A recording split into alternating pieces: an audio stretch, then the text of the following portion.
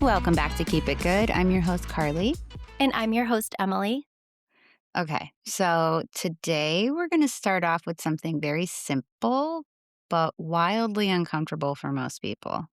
And we're going to talk about apologies. And not the I'm so sorry you feel that way kind, but the real ones. Okay. So the ones where you actually have to listen first, those are dangerous.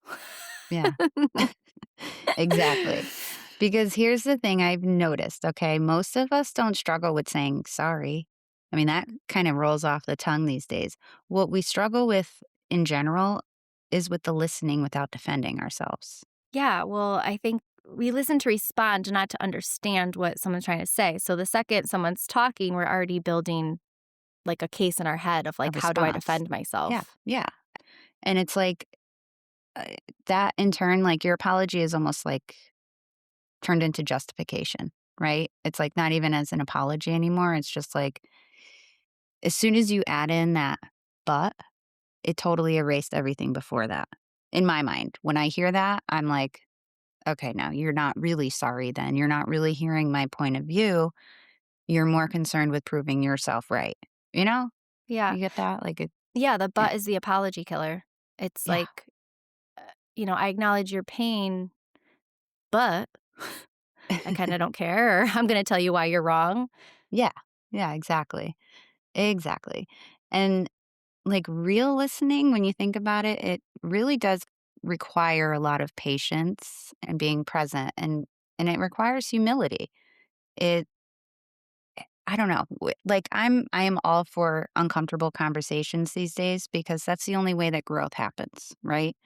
If you brush everything under the rug, nothing ever gets resolved and shit just lingers. But like when you sit in that discomfort and that misunderstanding and you either if you're giving the apology and you sit and you listen to why you hurt their feelings or vice versa, you grow stronger as a relationship, as a parent to child, like whatever the case may be. Yeah. When you walk away, you are stronger than when you sat down. Right. It might take a little bit to feel that, but absolutely. And I think you might have the best intentions. You don't want to hurt anybody's feelings or create harm, but you really have to listen to get the full impact of what's kind of happening. And that's hard to do. Like active listening is difficult. Yeah, it's the key. Active listening is the key to any true apology because it's what you're intending to versus what your impact is. And we can have the best intentions in the world and we can still cause harm because we're listening to, like how you said, we're listening to react, we're listening to respond. We're not listening to Mhm. truly hear.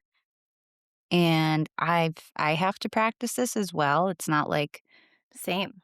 you know, like it's a lot of work. It's definitely a Mhm. lot of work. Yeah. Well, when we're trying to talk, we want to have this like healing moment. We want to be heard. We want the other person's point of view to be heard, but we just get defensive.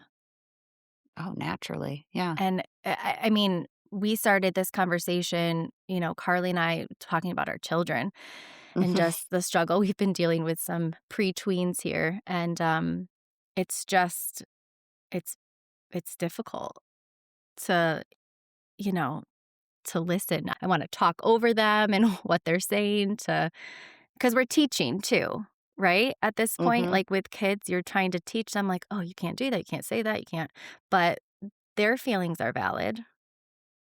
Yep. It's so much. It's I know. like I know. There's so many layers to like active communication or like, you know what I mean? Because I think what ultimately comes down to it is like conflict resolution, right? When I'm trying to sit there and talk to my boys and be like, okay, well, what happened? And then you try and go over like both sides. Neither one of them are listening. They're they're like we said, they're building their case. Well, he did this to me and then that made me do this. And they're both like going tit for tat, you know? And it's like, oh my God, if you just listened to each other, like his feelings are valid. He is sad. You broke his toy. Let's just leave it at that. You know, like I don't care what happened beforehand and I don't care what happened afterwards. This is what his feelings are. And it can go on with adults too. Like, when I talk to my husband finally, like, how many times do you just like hold things in and he'd be like, you do the silent treatment or whatever. And then you finally open up and their tone, first of all, will set me right off. Mhm. And then second of all, if I hear "Well, I'm sorry you feel that way," or "I'm sorry I did that. Whatever, I'm a dick. Da da da da da," and then they walk Yeah. away and you're just like, "Oh my god." You Like, you're didn't hear what I said. Yeah. yeah, like, But it's you're hard not to your ego plays oh, a huge yeah. role. Ego is in a lot of things, but it's just it's difficult.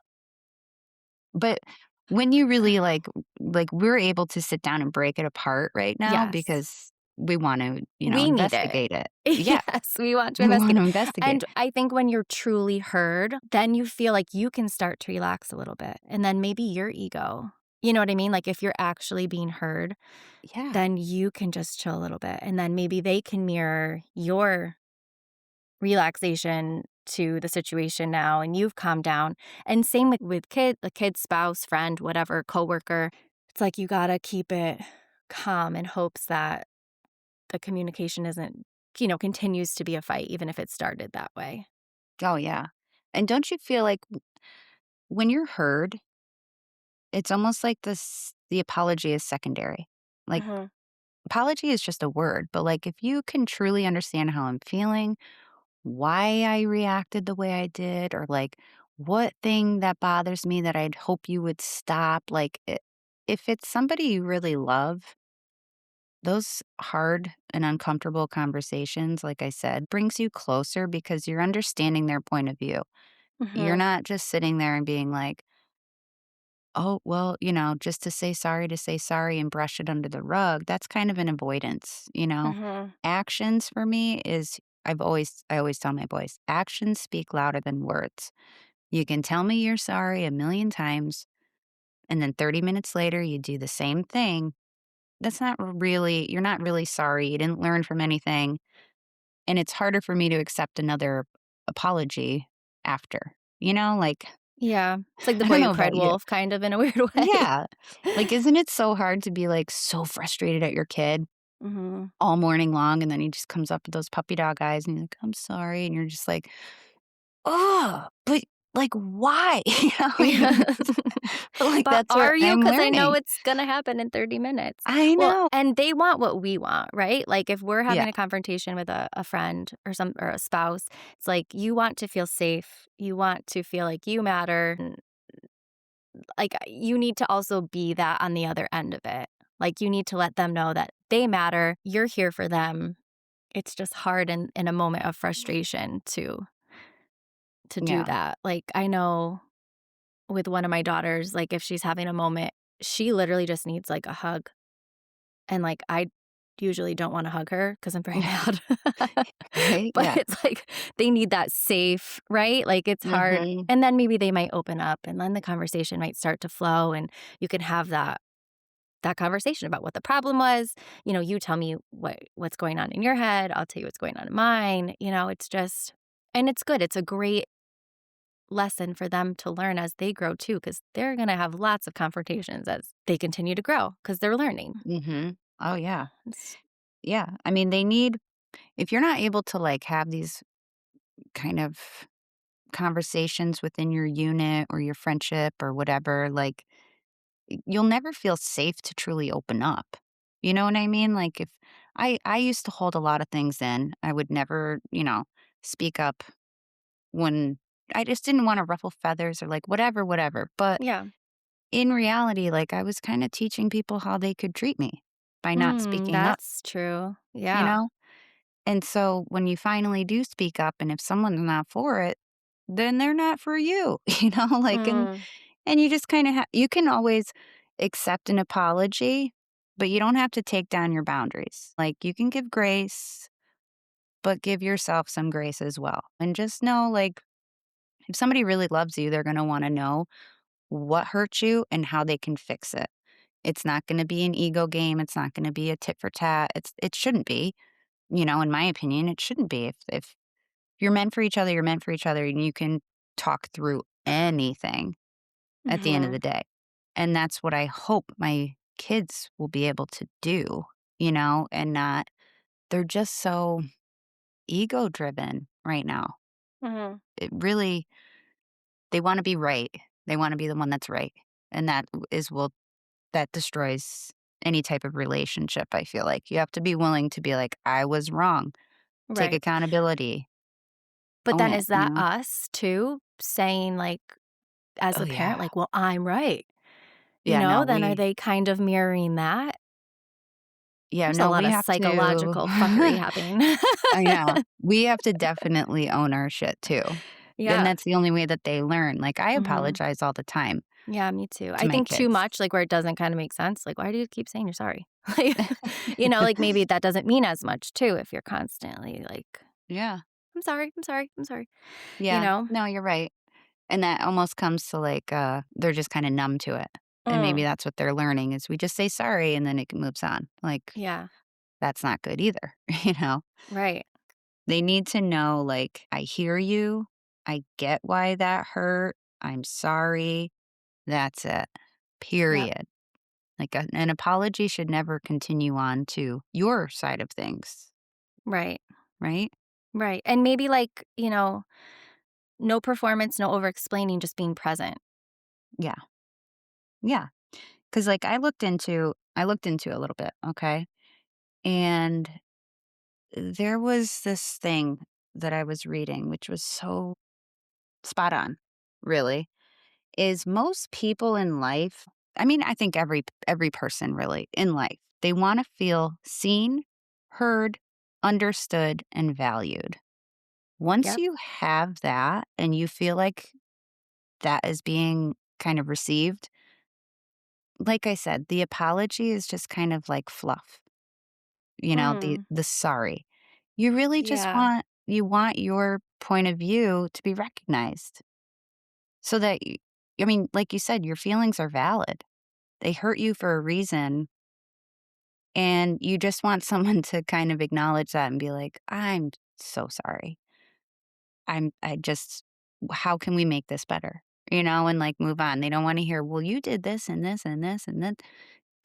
That's not ever going to resolve anything, and that's not truly active listening, you know?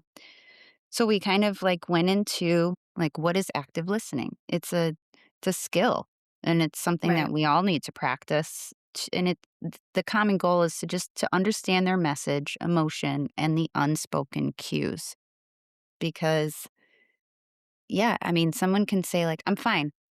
I'm fine." Well, your tone of voice is Right. not fine, and your body language, they could be like, your arms are crossed, Shrugging your like shoulder, like, yeah, shrugging yeah, them off. yeah, exactly. So you wanna kind of figure out what's going on?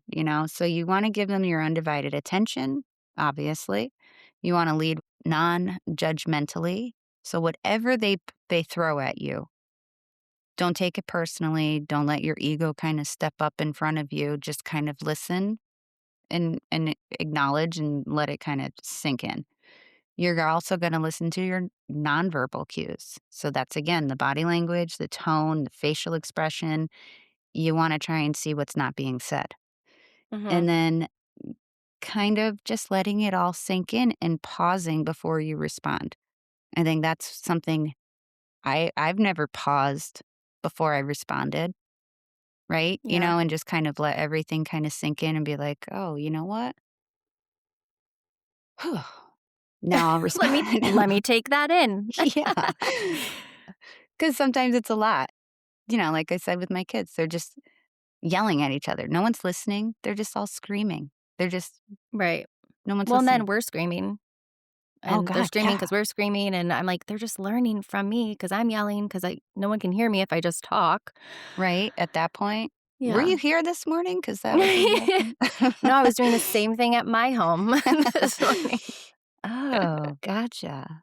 Yeah. No, I mean, so there was this thing too, which I'm gonna start practicing is the 70-30 rule. So you Okay. listen for 70% Mhm. and you talk for 30.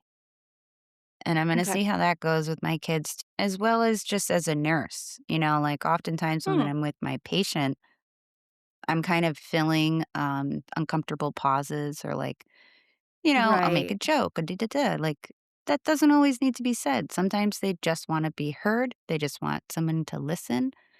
And I'm gonna practice that a little bit more. In certain situations, I feel like I could do that a lot better. you Yeah. know? So, what do you think are some signs of poor listening? If you could just spit them out, like, what do you think? I think eye contact, not paying attention, trying to do other things while someone's trying to talk to you, maybe. Like, Mhm, I definitely think body language. I think that's huge. mhm, Over talking, which I do. I don't know if that's the right word, but like talking over people.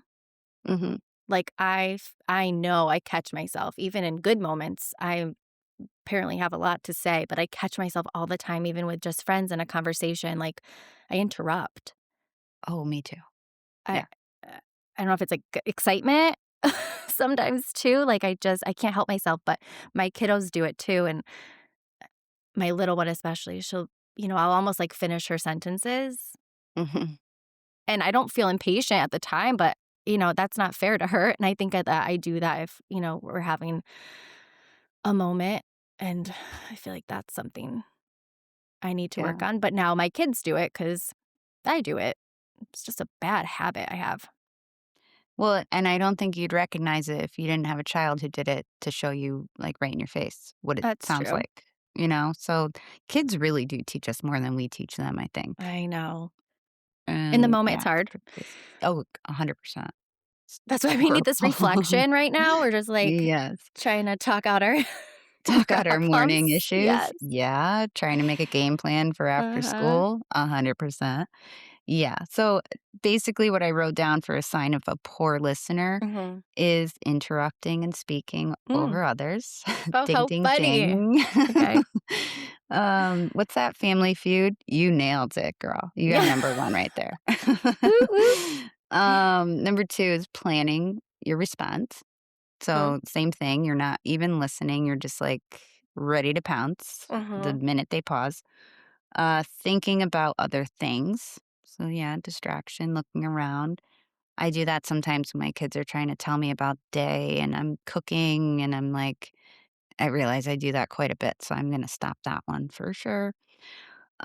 This one I do a lot of, and it's unintentional as well, but I match stories with my own, thinking that we're gonna have like a common bond over this, but sometimes it can come off, I guess, as like a one-upper, and I don't Yeah. wanna be a one-upper, like, that's I not think my I do that intention, too. right? I think Mm. that's an easy trap to get into, and I'm gonna stop that because not every story needs a compared story, Right. and I'm gonna sit this one out, you know, like If you I ask think if I do there's a that. story, I'll tell you, but I Yes. try to keep it in. 99% I got one, Mhm. but I'm not gonna just, like, throw them out anymore because yeah, no, I'm not trying to one up you in any way, I'm trying to find a commonality, but if Yeah. that's how it comes off, that's not good with me, Sorry. right? Another thing is never allowing pauses, which I just mentioned I do at work sometimes, and I'm gonna stop doing that because I'm gonna let the patients just kinda spill their guts and Mm.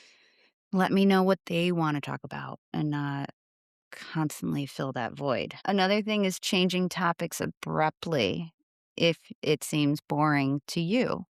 That could be rude and that can come off as like, okay, she's not even listening to me. So why do I even bother type of thing, you know? Another one is never asking questions, which is interesting Mm. because I mean, I suppose I ask questions a lot, but I wouldn't think that would be like a big listening cue, I guess, but it is. Okay. Um, and one more thing that I do a lot of is offer unsolicited advice. Sorry. So sorry about that. But, like, in your defense, you are a nurse, so, like, you're always trying to help people, so Yeah. and I mean, in where what I do for work too, a lot of people want my opinion. It's just Mhm. right? Like, there's a joke that we're just, like, underpaid therapists and Yeah. that, yeah, so I'm giving advice, good or bad. I don't know if it's good, but it's just kind of what I think we do as humans. You're just trying to help but it could maybe come across as, I don't know, like you haven't fully listened and maybe you're giving them advice and they're like, "That's not at all what I just was Yeah. talking about or that's off. Yeah. And That could be weird.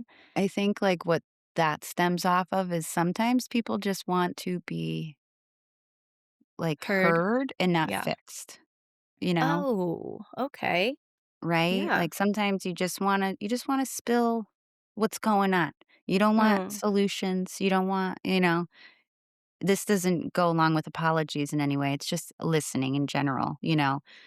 They just wanna vent, and I oftentimes wanna fix, Mhm. and maybe that is not appreciated, you know, all the So time. Google says. Yeah. Yeah. So that could be something maybe what I'll do from now on is ask the question, "Would you Hmm. like my advice?" Do you want to be fixed? Yeah, I'm gonna pause, practice pausing, and then I'm gonna say, "Would you care for some advice?" And if they Mm, don't, then yeah, that's fine. continue. No, you know, I'm not gonna take that harsh in any Yeah. way, Well, and but in this active listening stuff, it's like, yes, we started this off with talking about, like, confrontation and how to kind of, like, not just let your ego, but, like, communication and listening is doesn't always have to be about an argument or, mhm, something wrong, right? You just wanna always be a good listener.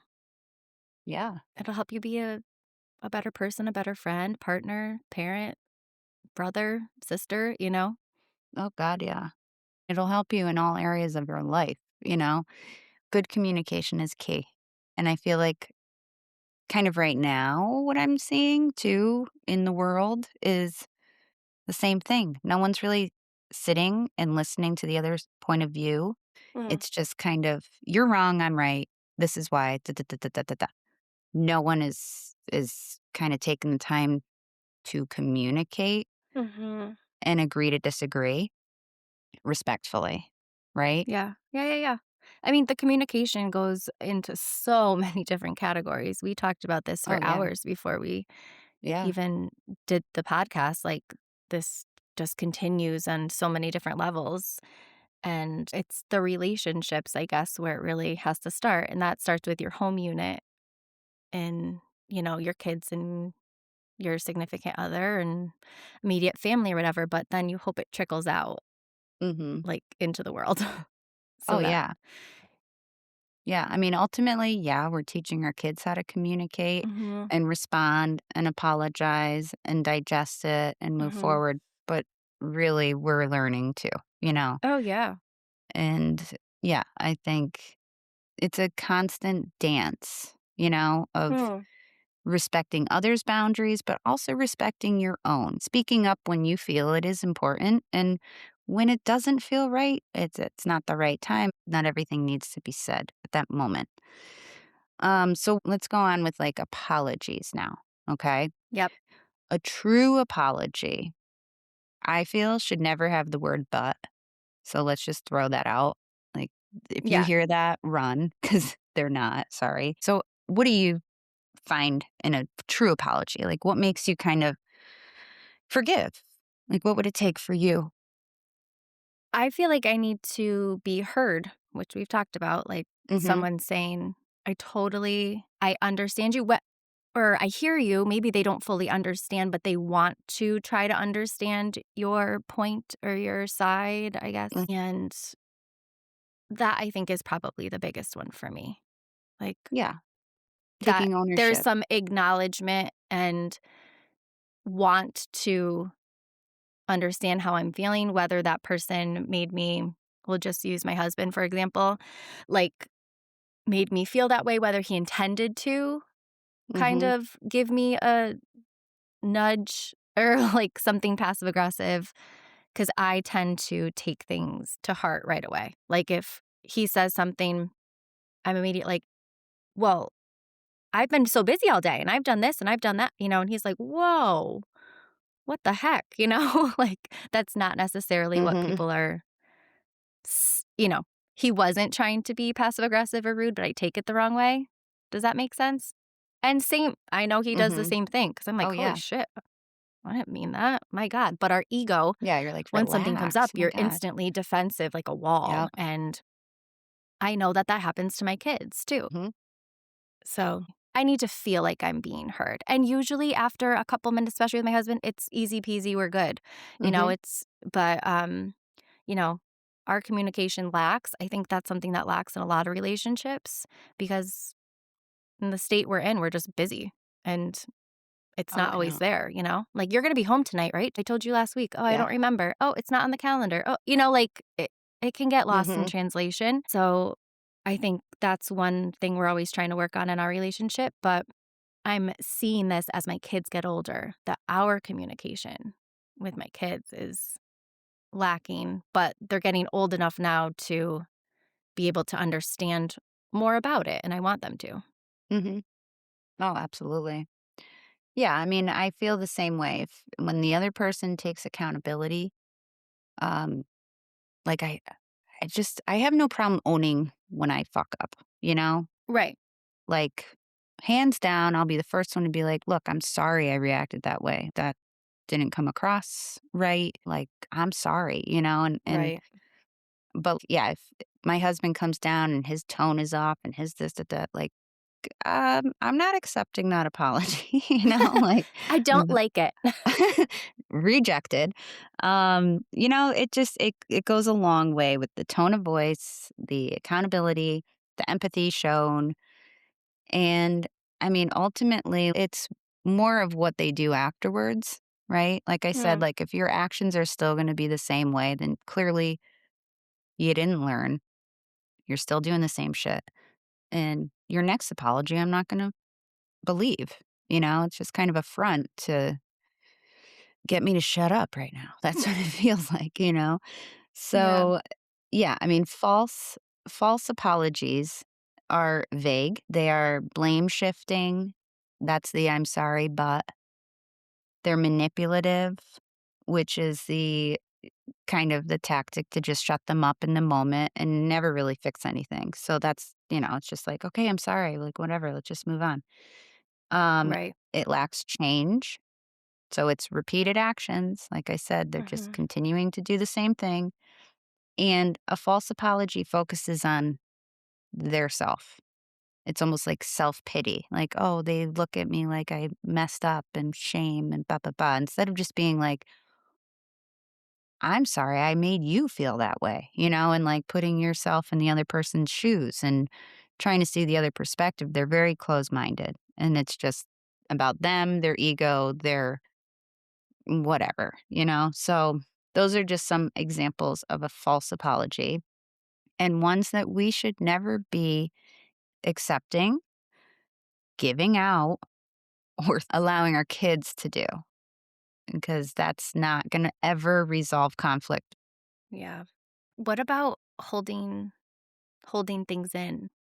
I know people will be like, "Oh, they haven't said anything. Now 7 things have pissed them off through the past few months," and then Hmm. something from 2012 comes out. You're like, "Remember that time in 2012 when you" like, you never wanna hold stuff in. That's Right. just Right. bad juju. I was telling you a story how years back, Matt and I were having like a disagreement or something. I can't even remember what the heck it was about. But what I do remember is after it, I was like, because again, it ended up being, I guess, about communication. But I was like, I'm in my head. I'm just always going to just say what I feel when I need to say it. I'm just never going to hold anything in.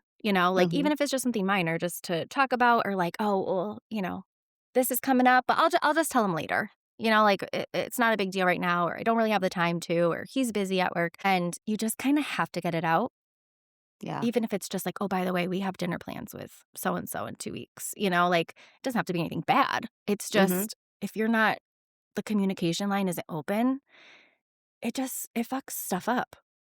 Yeah. It really Oh, yeah. does.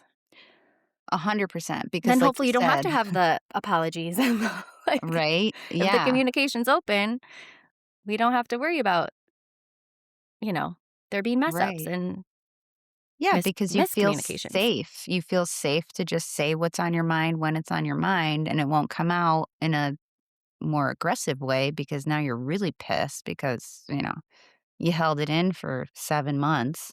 And and it just snowballed, you know?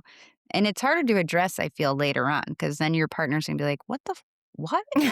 Like, What are you "Okay," talking about? you know? Yeah. Don't expect his tone to be any lighter later. That's not gonna work. But yeah, no, you're absolutely right. Bottling things in is no bueno, no bueno. Not good. So I found this cool thing. I literally found it today, and I'm gonna Okay. start with my kids. It's the 5-5-5 rule, okay? Let's hear it. So it's kind of like court, okay? Ooh. Each child or spouse or whatever you're gonna use this in, each gets 5 minutes, okay? So the first person gets 5 minutes to explain their side of things, why they did what they did, how they're feeling, like whatever you wanna say in your 5 minutes, that's your time allotted.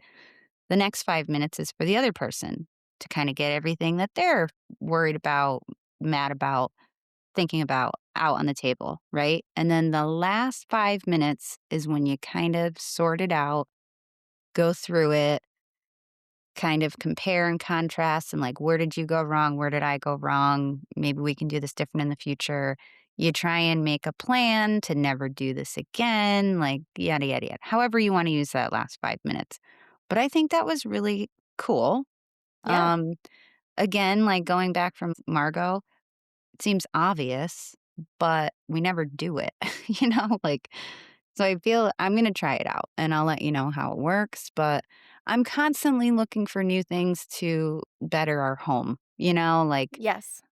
Yeah. communication, better listening, grounding, like whatever the case may be, better sleep, like there's always room to get better, right? Yeah. And like very rarely, if ever, do we have like a perfect day. It's just, and when it does, you better believe I'm enjoying it and Mhm. soaking it in for the little moments that it happens. But no, I mean, they're in the age where they fight a lot. And then when they fight, it's just natural to get tense yourself because how can you not? And Yeah. then, you're kind of giving off that vibe too. So Yeah. just another tool to kind of work on in our household. If you want to use it in yours, I I mean, I would think it's love a great that. idea, definitely, with siblings. Right? I was never taught how to communicate young. Like growing up, Hmm. I never really opened up about how I felt or because my brother and sister were older than me. So I was like the runt of the family, just kind of had to take it and be bullied and whatever.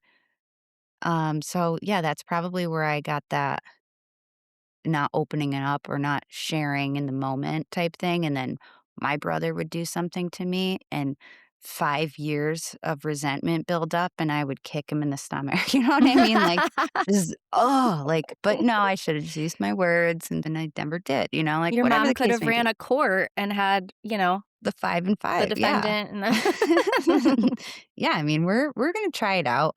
Probably it's not gonna work, but I'm always trying always trying. I'll never give up. I will always hold hope that we can find something that actually works in this house full of feral boys. Well, there's always something to learn, like you said, and that's what this is all about.